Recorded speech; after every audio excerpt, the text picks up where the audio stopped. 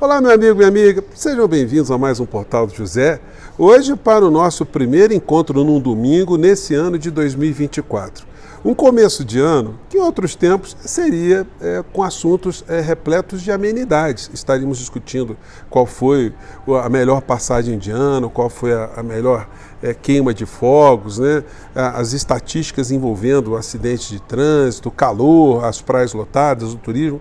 Mas não, temos notícias muito importantes que mexem com as nossas vidas, que estão ligadas ao meio político e ao meio jurídico. Isso porque, de uma forma diferente de outros anos, a Procuradoria-Geral da República trabalhou, o Supremo Tribunal Federal também trabalhou e as instituições policiais também trabalharam, sobretudo a Polícia Federal. Isso tudo está produzindo um material que vai fazer aquilo que nós sempre falamos aqui no nosso Portal do José e outros colunistas também, que tudo levará a figura do inelegível para a cadeia. Ele tenta se passar o tempo todo como uma pessoa distraída, como uma pessoa que não está preocupada com o que vai acontecer com ele.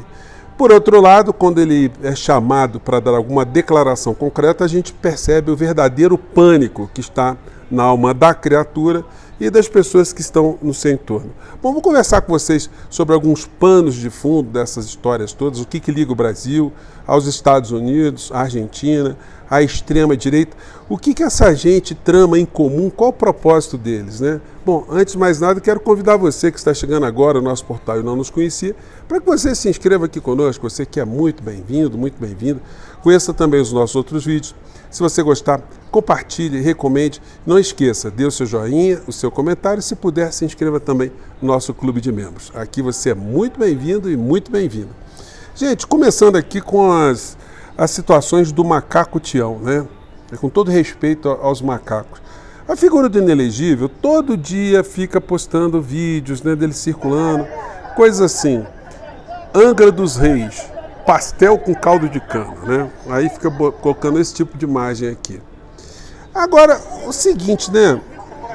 Eu acho que essas cenas, elas deveriam ser remetidas todos os dias lá para as pessoas que estão presas na Papuda, na Colmeia, em outros presídios, as pessoas que acreditaram nesse farsante, nesse covarde, nesse estelionatário. Eu não exagero quando eu coloco esse tipo de alcunha, porque no ano passado, nesse momento, ele tinha fugido, ele estava longe, estava nos Estados Unidos, às vésperas de pessoas cometerem as insanidades que cometeram e que foram parar na cadeia. Então, enquanto essas pessoas estão lá num calorão danado, dentro da Papuda, Colmeia, Bangu, outro presídio ou cadeia congênere, né? A figura do inelegível está todo dia postando vídeos na praia, abraçado com as pessoas e comendo uma comidinha aqui, um caldo de cana bebido por ali, um pastelzinho, enfim, dando a impressão que ele é uma figura que não deve nada. E para piorar a situação dessas pessoas que acreditaram nesse vigarista, ele está agora dizendo que as pessoas que acreditaram nele e que tomaram esse tipo de atitudes, essas pessoas são criminosas, porque as pessoas que seguiam o seguem, né, não fazem nenhum tipo de situação como essa, né? A mesma coisa ele disse lá quando aquele criminoso assassinou Marcelo Arruda. Mesma coisa quando os 3 policiais assassinos mataram o Genivaldo dentro do camburão com gás lacrimogêneo. A mesma coisa se diz quando se flagra alguém que tem um comportamento agressivo, um comportamento contra as mulheres, contra minorias, contra negros, enfim. Quando nós percebemos que é um caldo de cultura negativo por trás dessas pessoas, o bolsonarismo tenta dizer, não, isso aí não tem nada a ver com a gente, né? Enfim, seria uma coisa muito interessante que essas pessoas recebessem essas imagens, né? Que seus parentes, né, tivesse algum tipo de reflexão do que foi terem acreditado nessa criatura. E sem falar nos outros tantos que acreditaram e que perderam a vida na época da pandemia.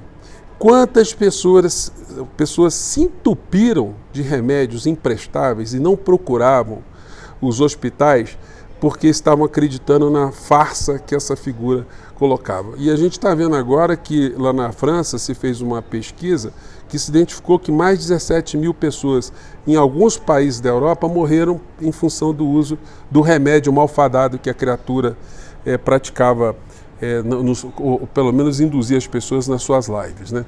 Bom, tivemos nesse dia 6 também mais um aniversário da tentativa de golpe nos Estados Unidos, algo impensável alguns anos atrás.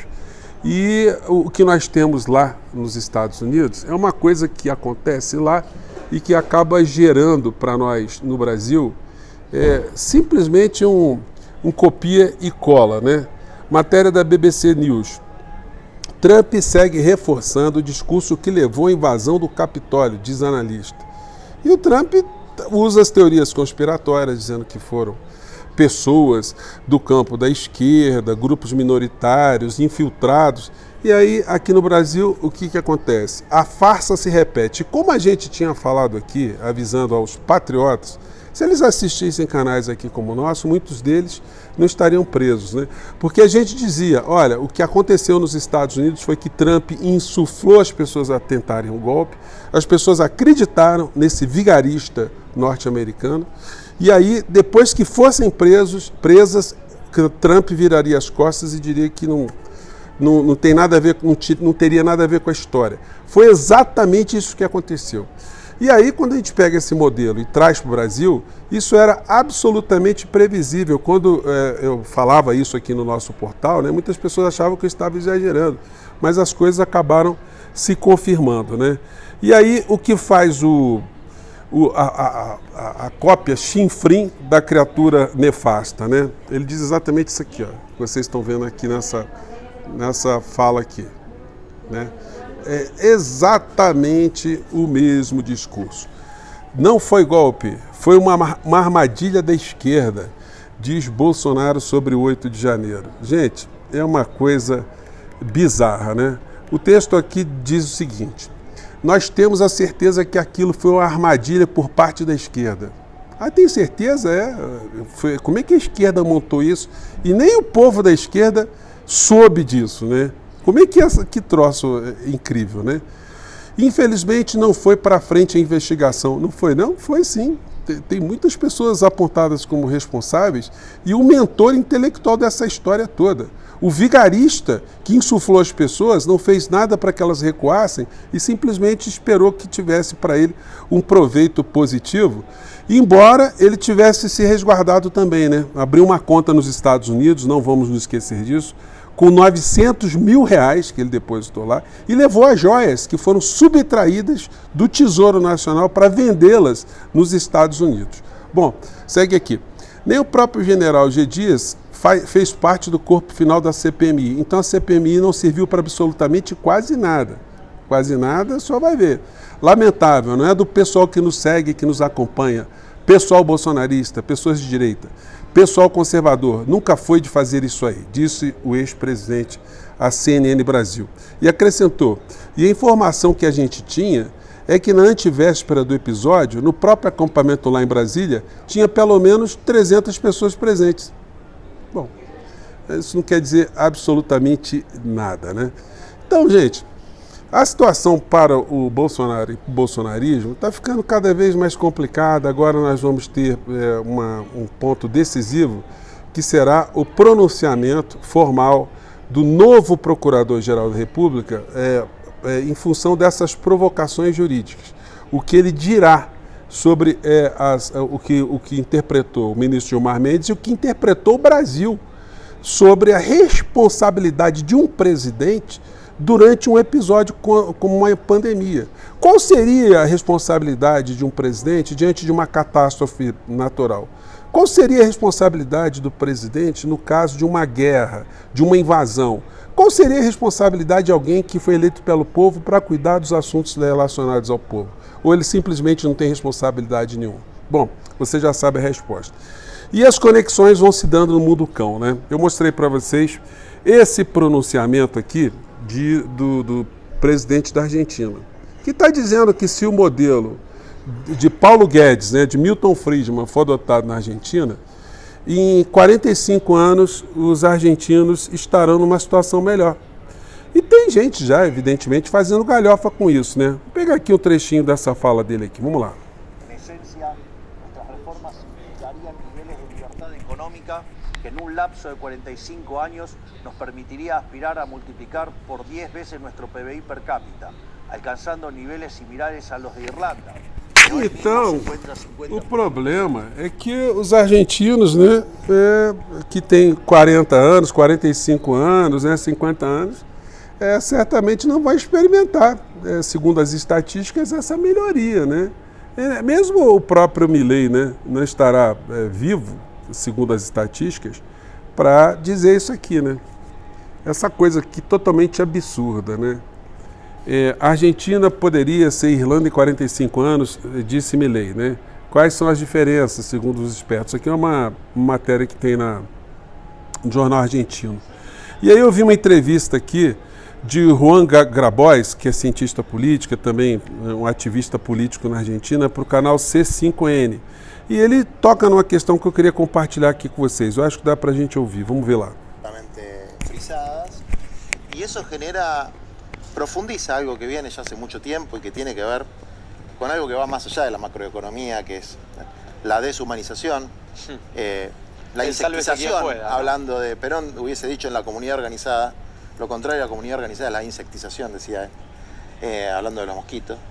La deshumanización de un materialismo individualista que Milei no inventó, Milei expresa de la manera más brutal. Gente, o que eu achei mais interessante nessa fala é que ele ressalta aqui que a ideologia do individualismo, ela simplesmente transforma a sociedade numa selva, né, onde cada um por si e Deus por todos. É simplesmente a perda do sentimento de coletividade, da responsabilidade para com o outro, da colaboração para se ter um ambiente melhor. Cada vez mais as pessoas centradas nessa doutrina do individualismo, que se você trabalhar, você acreditar nos seus sonhos, você vai conseguir chegar lá, enfim. Isso tudo serve para distrair as pessoas em relação às questões coletivas, a políticas públicas que interessam a todas as pessoas de uma sociedade. E esse é um ponto em comum que liga a extrema-direita no mundo inteiro. Quanto mais as pessoas estiverem focadas em salvarem as suas próprias peles, elas não se unirão, formando grandes coletivos com uma maior força política para ajudar a alterar uma situação social e econômica para o bem de todos numa sociedade. Então, quando a gente vê essa gente insana aqui no Brasil fazendo os discursos que eles fazem, no fundo, é só para distrair, só para tornar o cidadão mais individualista e mais desumanizado, como a gente tem percebido, que é um traço comum em todas as pessoas que se identificam com a figura do inelegível. Bom, eram essas as reflexões de hoje que eu queria compartilhar com vocês. Gostaria muito de ler os comentários de vocês aqui no nosso portal, tá bom, gente? Eu fico por aqui mais uma vez, um grande abraço e até o nosso próximo encontro. Tchau!